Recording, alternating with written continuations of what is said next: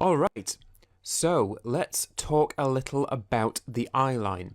We're going to go through the basics of it and we're going to talk through when we can kind of ignore it just a little bit and tolerate some minor errors because the eye line is not a set in stone rule, as we're going to find out. So let's imagine for a second that our actors are all Cyclops from the X-Men. They fire a straight line out of their eyes, right?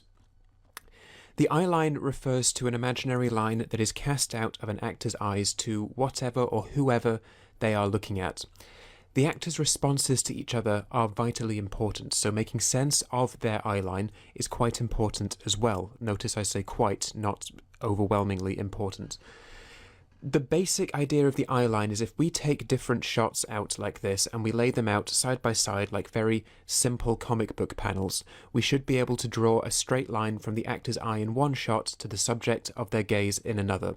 And we have this intuitive understanding of what is going on here, so that just helps us keep everything kind of comprehensible and coherent. It helps the viewer just kind of stay grounded in this kind of story world and just helps them, make sense of what they're seeing.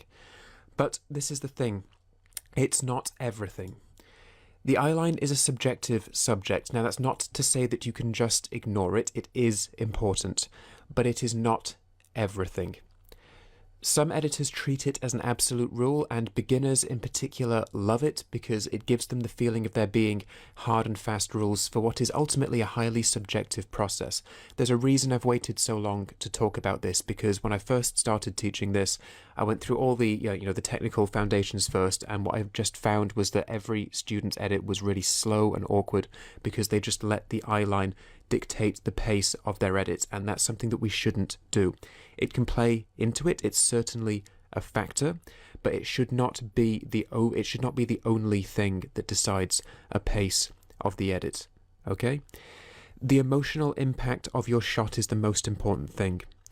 Minor continuity hiccups in the eye line are tolerable if you get a better emotional impact. If you go through professionally edited stuff with a fine tooth comb, you're likely to find any number of small errors in the eye line of people looking away, of people being cut back to whilst they're already looking at you when they were looking away beforehand.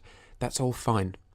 That's all fine. Every edit has some form of compromise, and maintaining good pace and timing and maintaining good emotional impact is really important, provided that your eye line issues don't reduce the readability of your edit to a severe extent. Provided that everything still makes sense, you can get away with some of these, but don't make a habit of it. We should try and bring the two things together as much as we can, because the eye line does improve an edit. The challenge can often be to make an actor's performance coherent, because let's remind ourselves, a edit can be constructed from 5 or 6 different takes of the same delivery.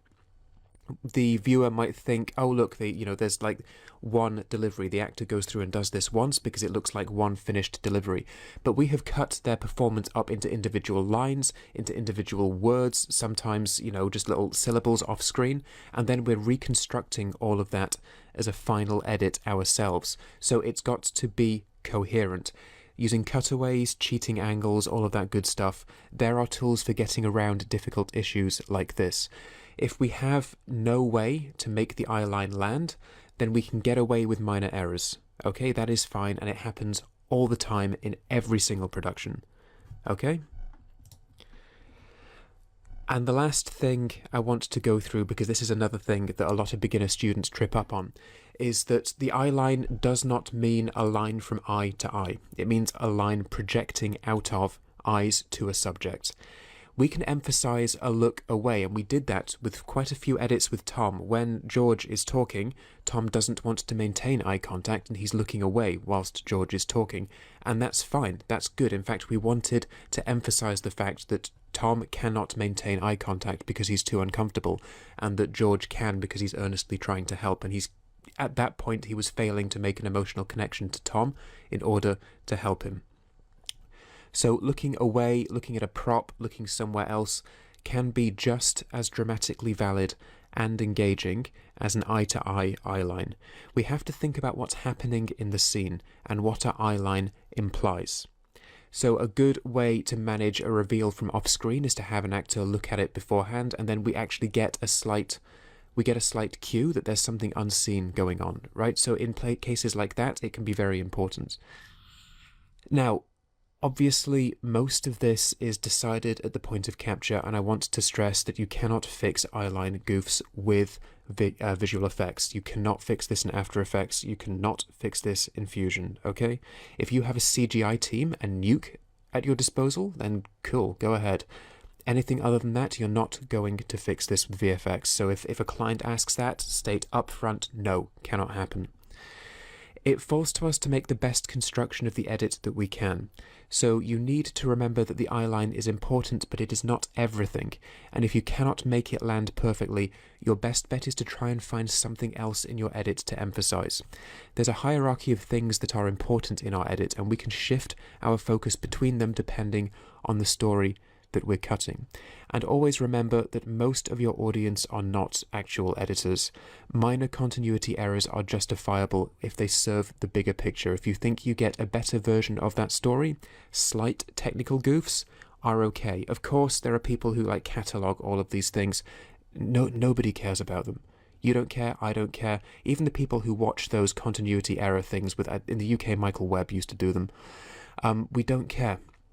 There might be a cheap laugh every now and again, but then they're not going to destroy your project, and they're not going to destroy your professional reputation.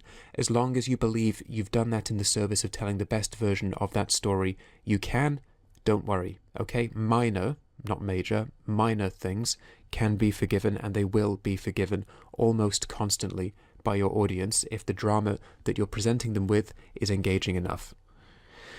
So this has been a good intro to the eyeline. It's something that from now on I want it to be in your head, but I don't want you to be obsessed by this. Like I said, we cannot let the eyeline be the driving factor in the entire pace of our edit, or the pace of our entire edit. What we should do is we should keep it in mind, but when we can't make it land, we need to think of ways to try and disguise that. Maybe we can use a cutaway, maybe we can cheat an angle, maybe if we cut in really close to a really nice expression, most viewers are going to forget about the slight eyeline goof that's going on outside. So just keep this in mind, but do not let it control your edit. That is really important. Right, that covers this subject.